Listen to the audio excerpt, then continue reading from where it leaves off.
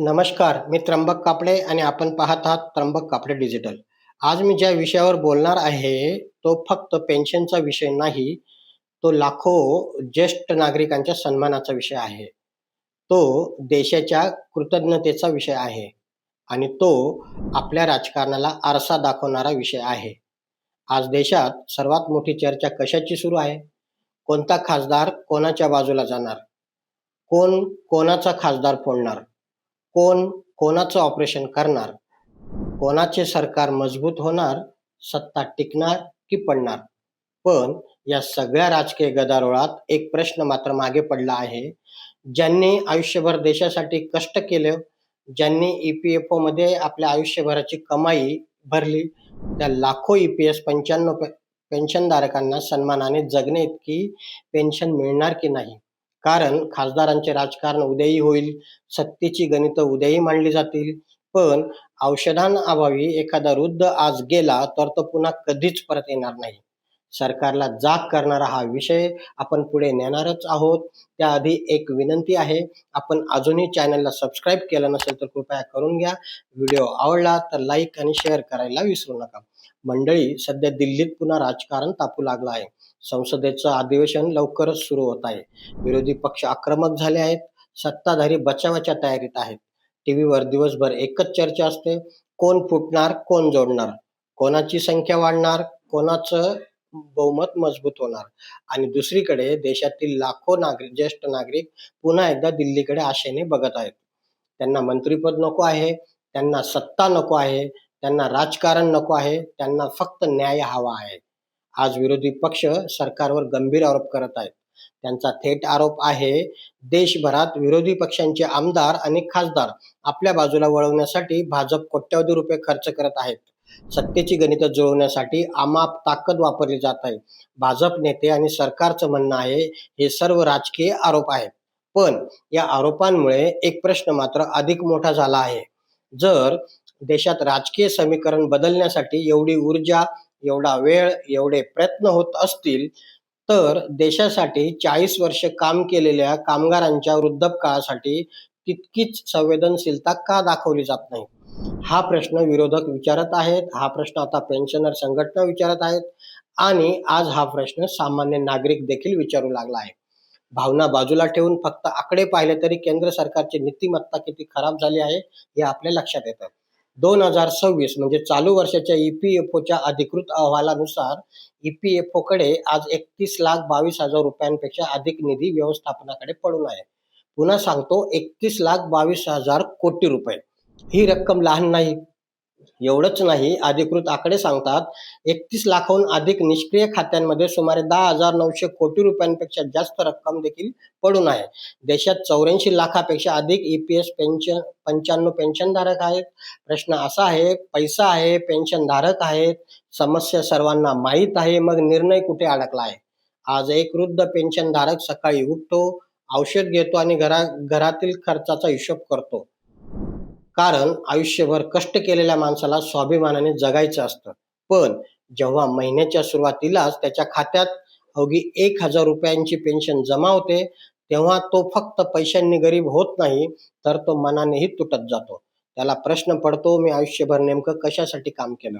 मंडळी, प्रश्न फक्त पैशांचा नाही, प्रश्न देश घडवणाऱ्या माणसांच्या सन्मानाचा आहे. आज जर कारखान्यात आयुष्य घालवणारा कामगार निवृत्तीनंतर औषधांसाठी हतबल होत असेल, तर आपण विकासाच्या कोणत्या मॉडेलचा अभिमान बाळगतो? हा प्रश्न सरकारलाही आहे, विरोधकांनाही आहे आणि आपल्या सगळ्यांनाही आहे.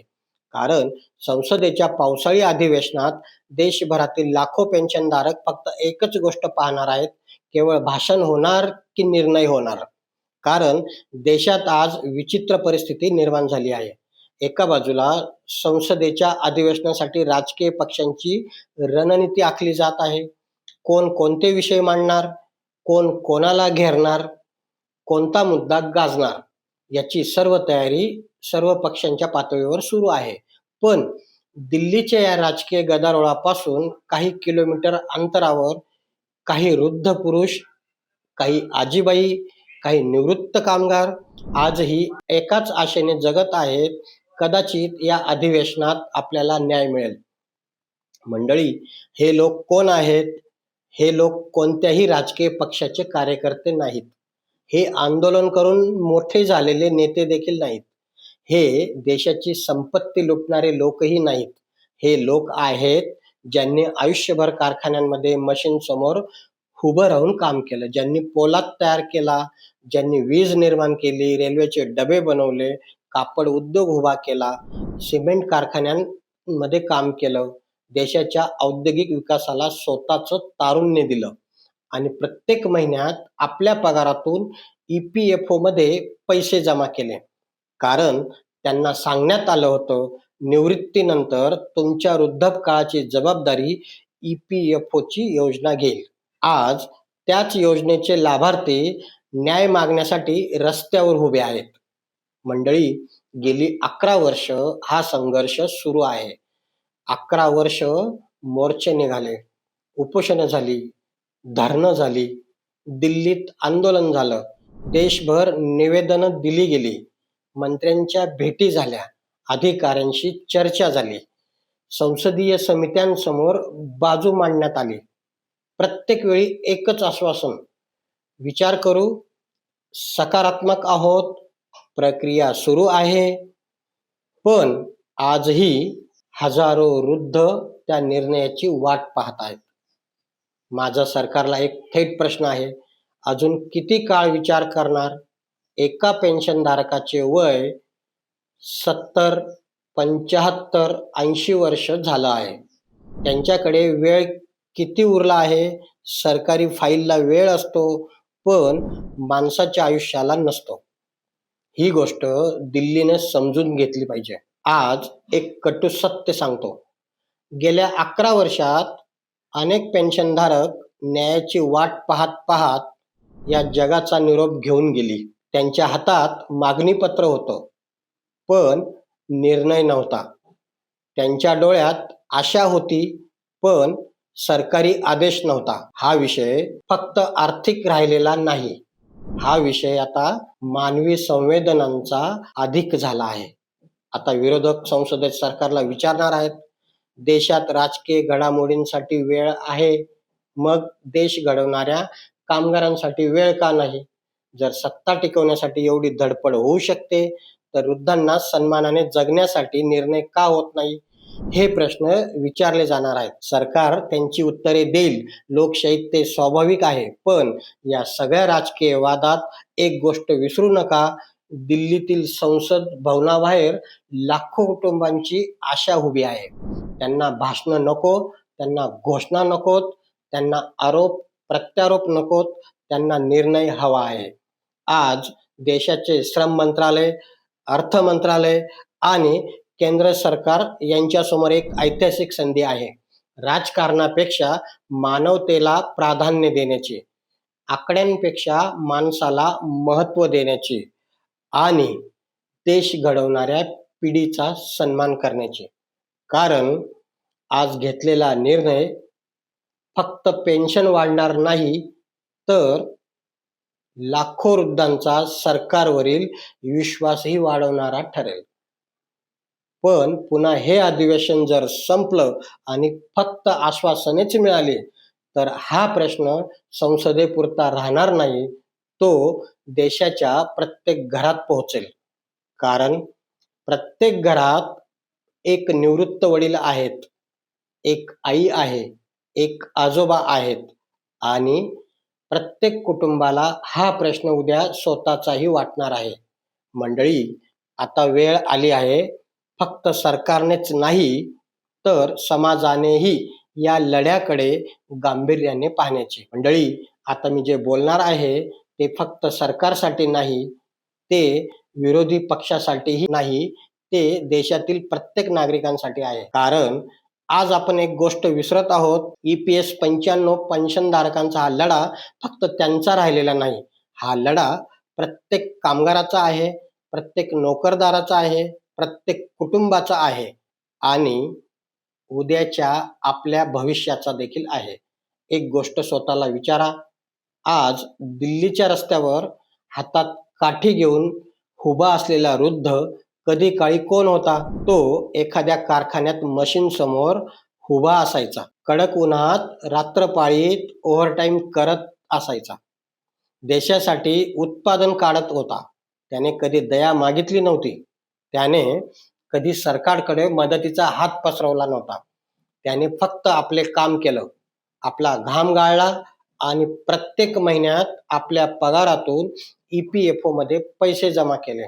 कारण त्यांचा सरकारवर विश्वास होता. आज तोच माणूस स्वतःच्याच पैशांसाठी स्वतःच्याच देशात रस्त्यावर उभा आहे.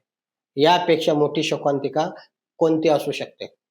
गेली 11 वर्ष हे ज्येष्ठ नागरिक लढत आहेत, पण आज त्यांचे शरीर साथ देत नाही. त्यांचे पाय थकले आहेत. त्यांच्या डोळ्याची नजर कमी झाली आहे. अनेकांच्या हातात आंदोलनाचा झेंडा नाही, तर काठी आहे. अनेकांच्या खिशात घोषणांची पत्रकं नाहीत, तर औषधांच्या चिठ्ठ्या आहेत. अनेकांना दिल्लीला यायचं आहे, पण डॉक्टरांनीच सांगितलं आहे, प्रवास करू नका. विचार करा, ज्यांना स्वतः चालणंही कठीण झालं आहे, ते आजही न्यायासाठी उभे आहेत. म्हणून हा प्रश्न आता त्यांचा नाही, प्रश्न आपला आहे.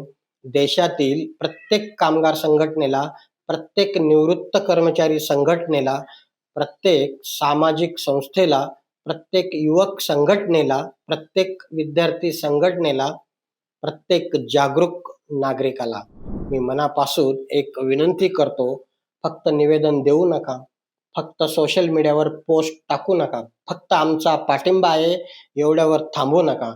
जर तुम्हाला खरंच वाटत असेल की या देशाने आपल्या कामगारांचं ऋण फेडलं पाहिजे, तर संविधानाच्या चौकटीत लोकशाही मार्गानं शांततापूर्ण आंदोलनात सहभागी व्हा.